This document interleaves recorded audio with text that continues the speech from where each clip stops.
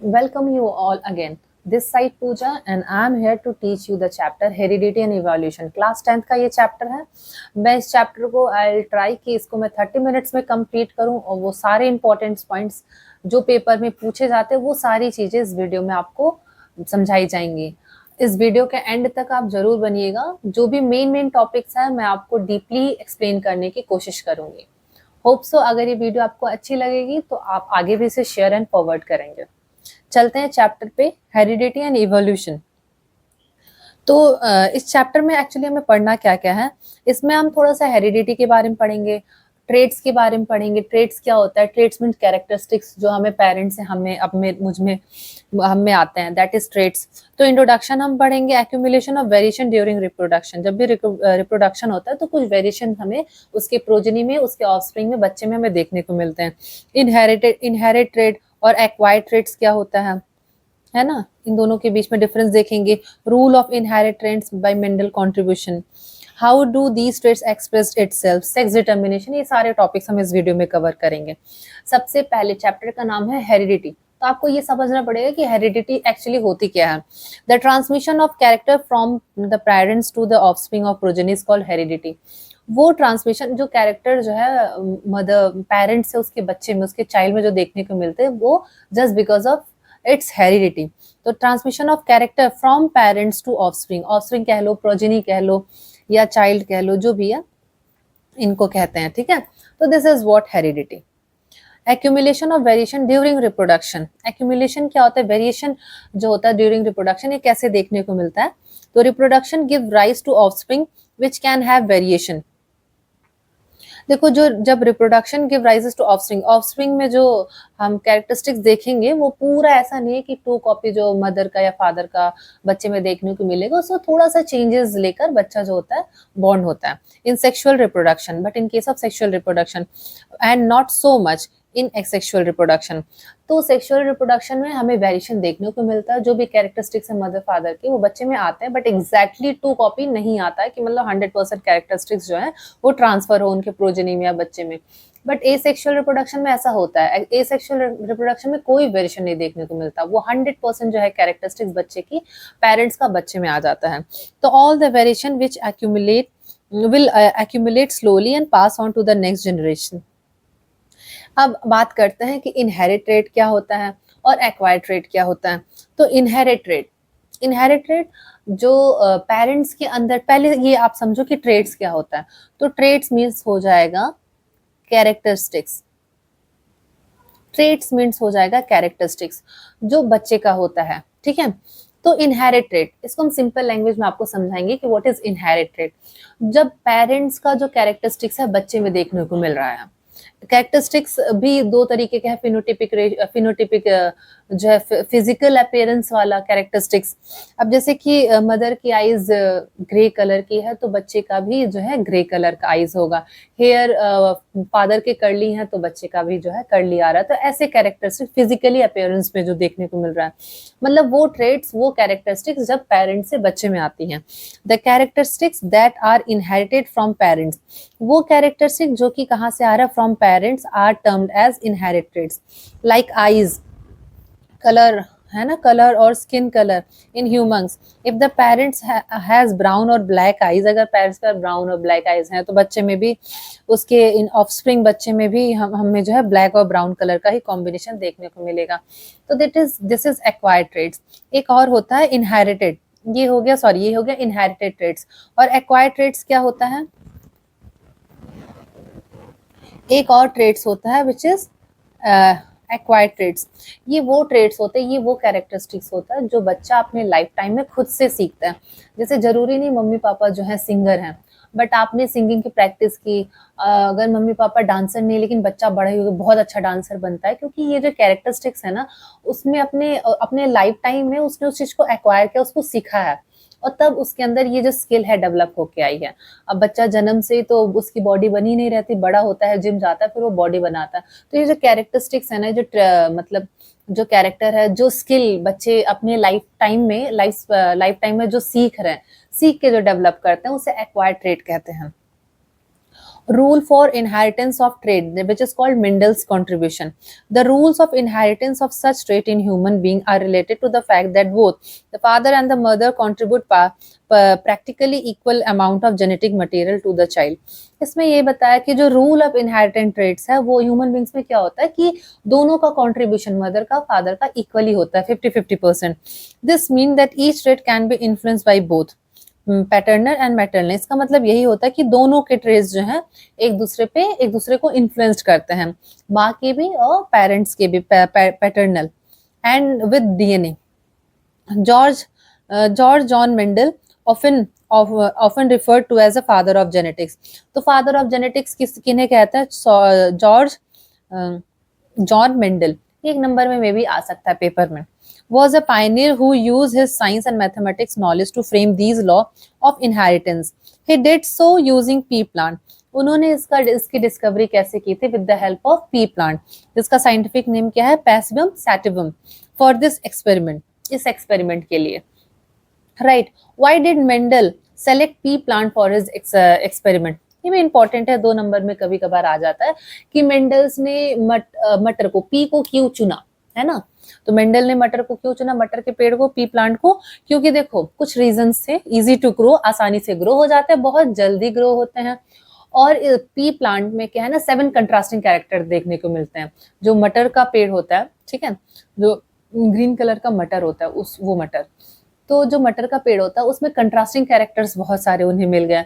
आसानी से ग्रो हो जाता है, जल्दी डेवलप हो जाता है. शॉर्ट लाइफ स्पैन, इनका लाइफ स्पैन भी बहुत छोटा है.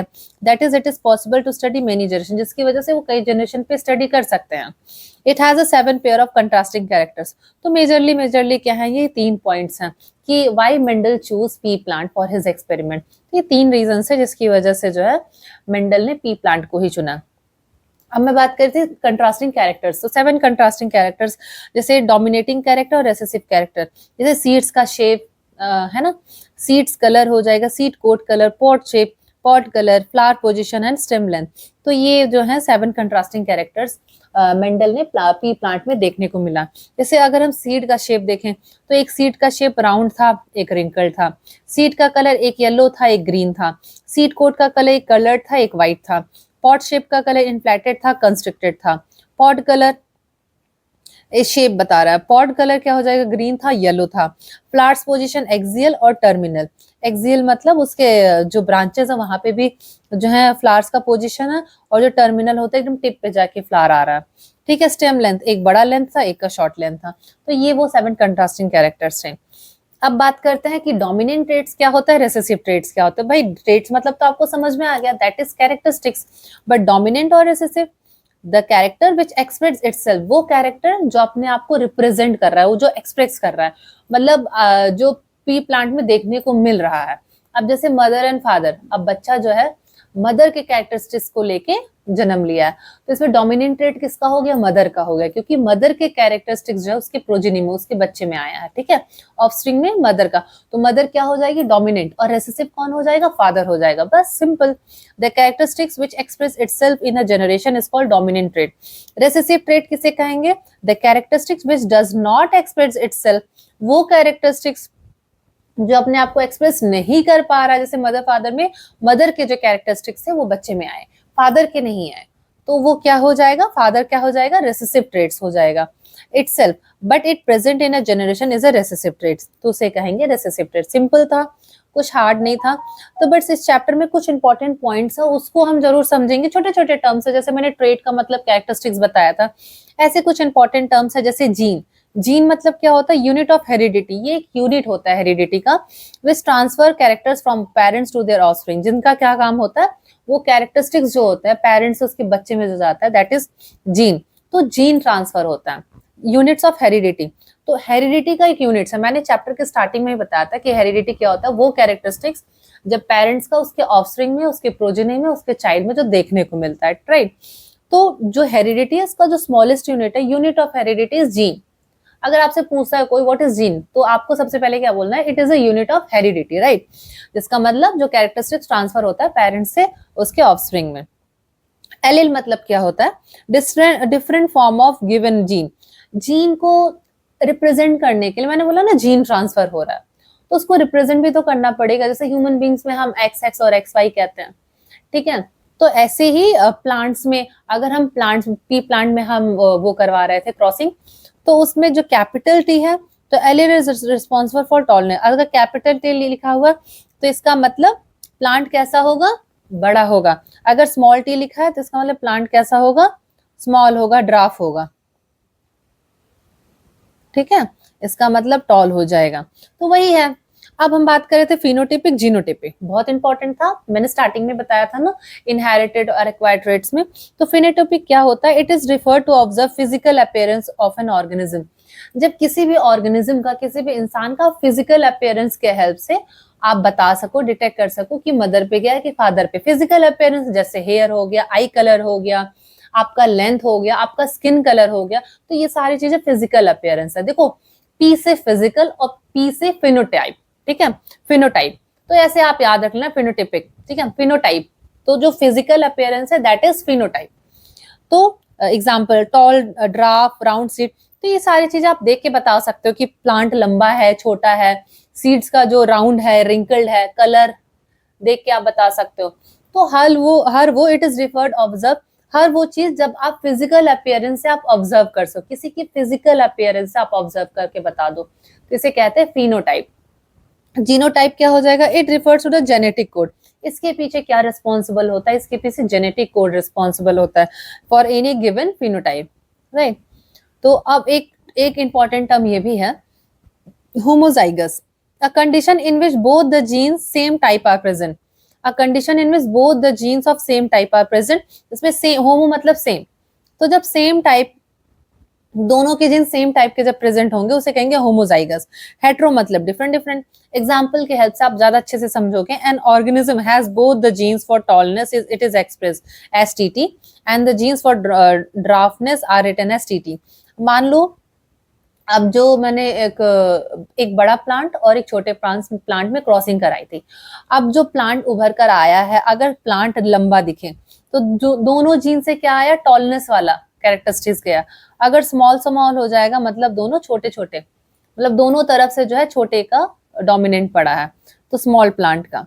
तो जब ऐसा होगा, सेम, जब सेम देखने को मिलेगा, दोनों तरफ टॉल टॉल है, दोनों तरफ शॉर्ट शॉर्ट है, तो इसे कहेंगे होमोजाइगस।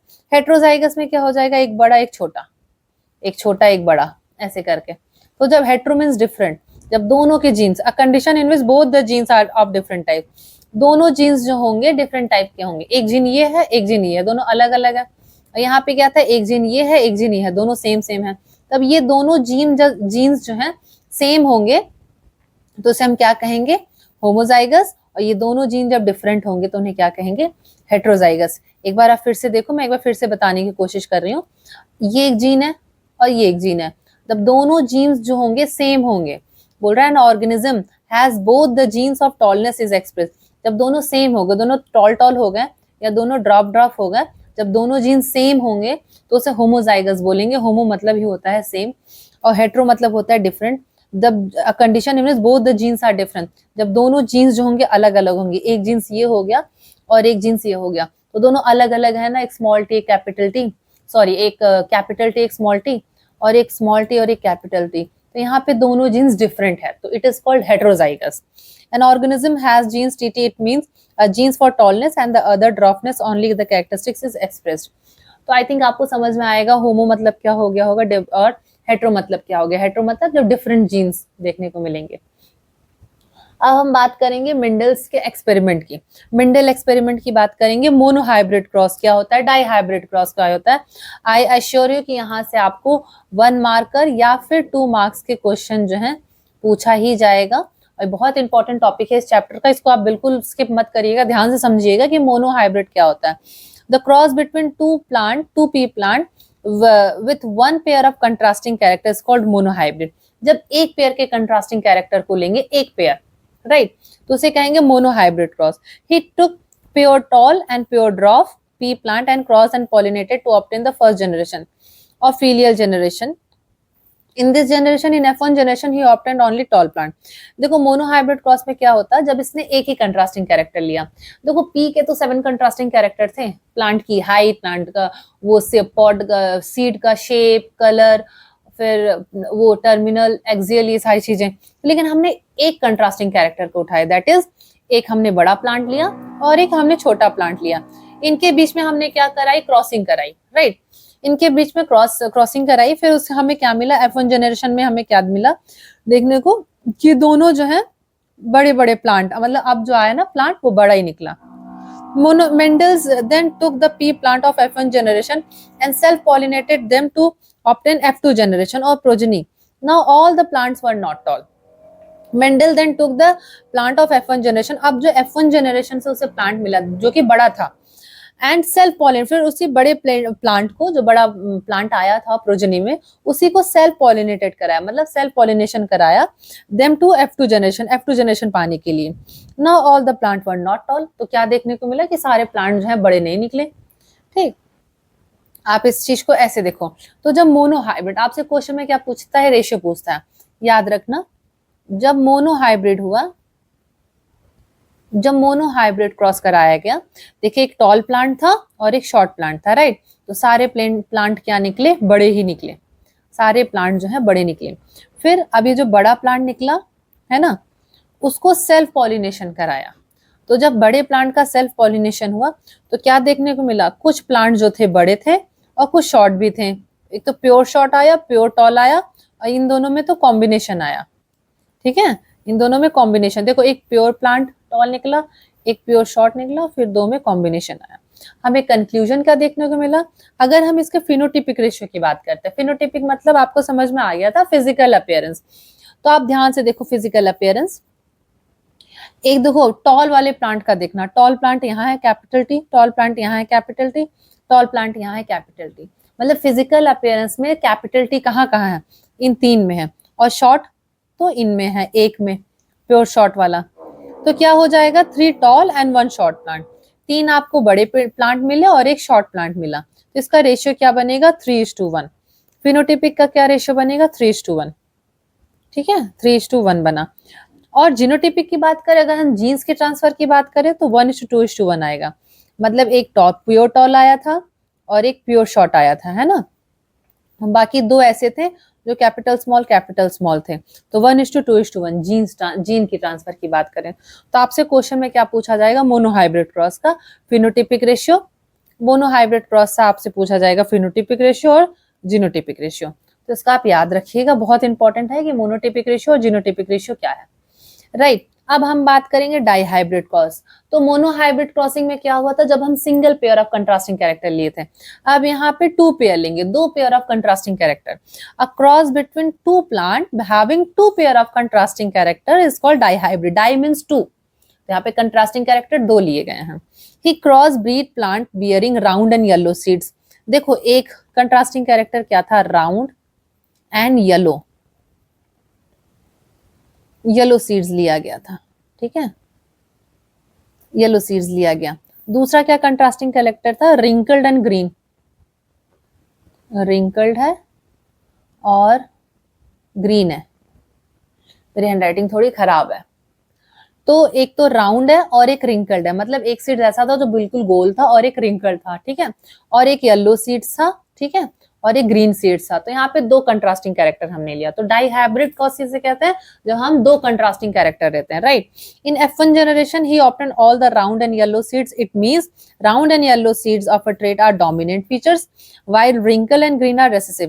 तो जब F1 जनरेशन में उसने क्या देखने को मिला उसे, कि जितने भी मतलब ऑफस्प्रिंग आए हैं वो राउंड और येलो ट्रेट्स में थे। इसका मतलब रिंकल्ड और ग्रीन वाला रेसेसिव हो गया।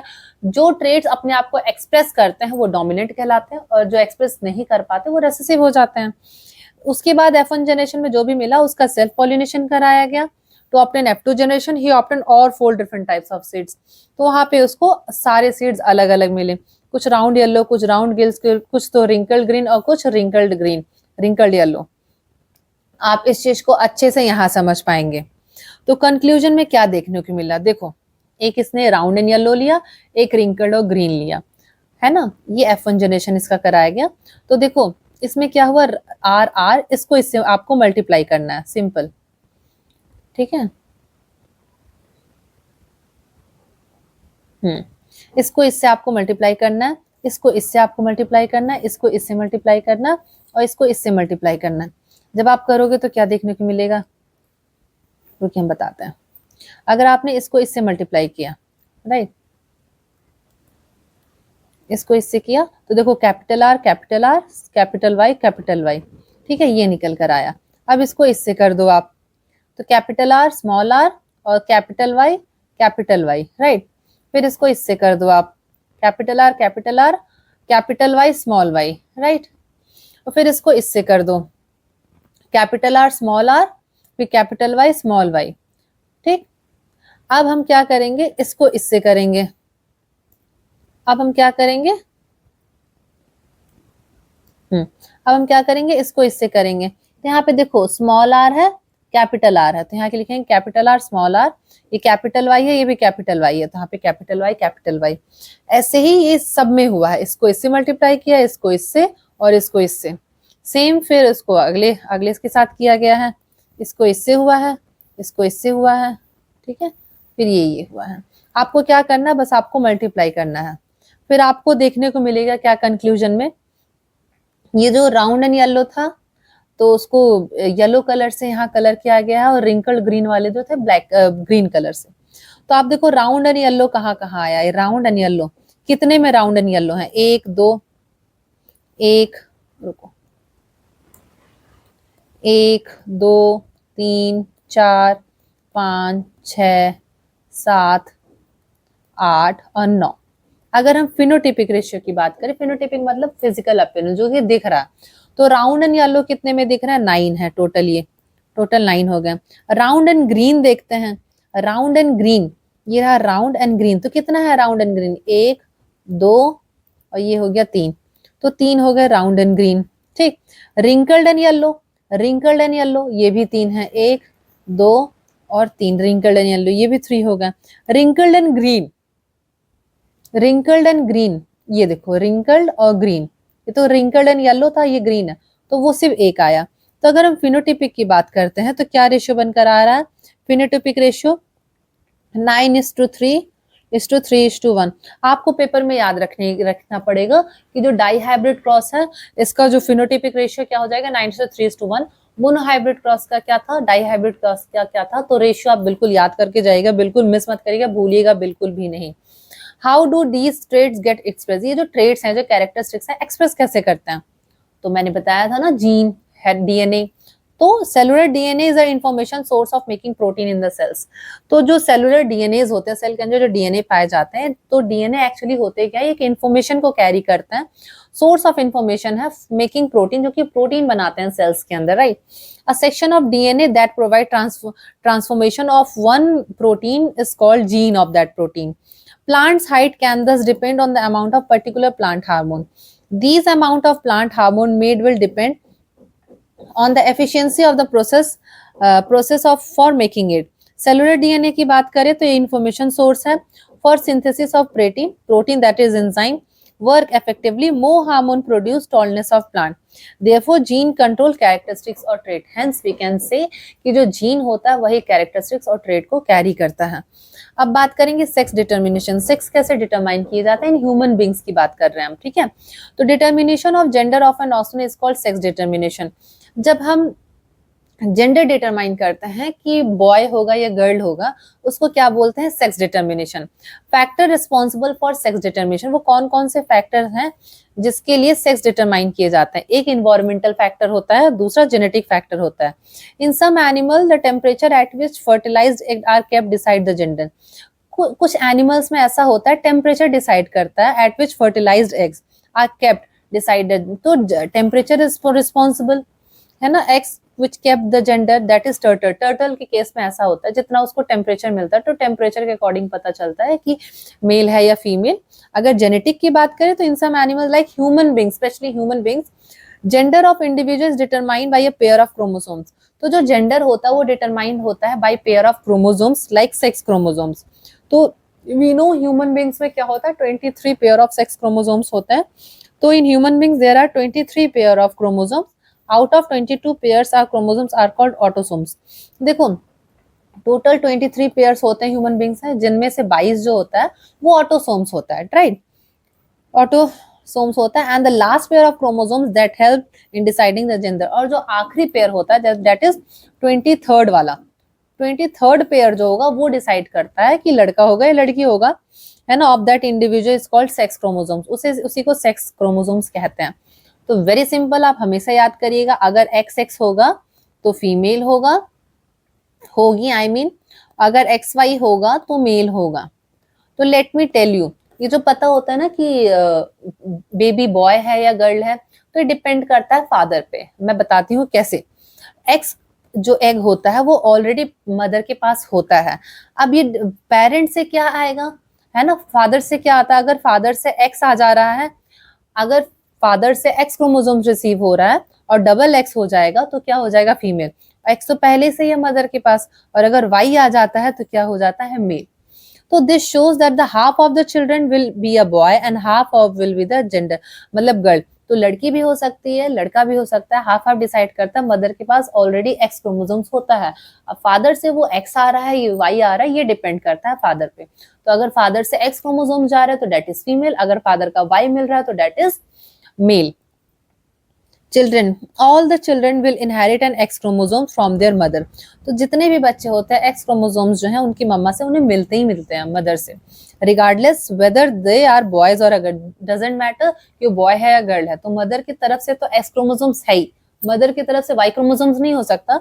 मदर की तरफ से एक्स क्रोमोसोम्स तो पहले से है, अब डिपेंड करता है फादर पे। दस gender of an individual will be determined by what he from his father and not from his mother। तो जेंडर कौन डिसाइड करता है, मेल होगा या फीमेल, डिसाइड करता है फादर। अगर फादर से एक्स आता है तो फीमेल, वाई आता है तो मेल। तो मदर से नहीं डिसाइड होता है, it is decided from father. Hope so ये चैप्टर आपको बहुत अच्छे से समझ में आया होगा। चैप्टर बहुत छोटा है, बट हाँ, मार्क्स बहुत इंपॉर्टेंट है, इसके मार्क्स बहुत इंपॉर्टेंट कैरी करता है।